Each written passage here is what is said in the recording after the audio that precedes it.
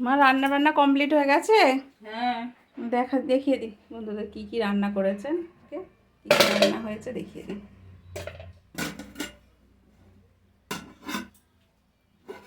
এই তো গরম ভাত, উচ্ছে আলু ভাতে দেওয়া আছে, উচ্ছে আলু ভাতে গরম ভাত। আর এটা পেঁয়াজ দিয়ে পোস্তর ঝাল। পেঁয়াজ পোস্ত যাকে বলে, তাই তো? বাহ, এটা হচ্ছে অনেকদিন পর হলো আমাদের পেঁয়াজ পোস্তটা। আচ্ছা, আর কি করেছেন? এটা আসগরিতে আছে সব।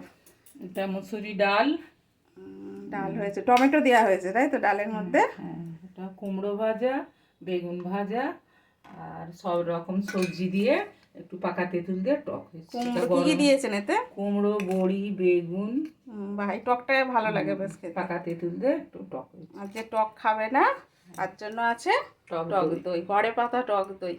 কালকে এটা বসানো হয়েছে, তো দেখিয়ে দিলাম।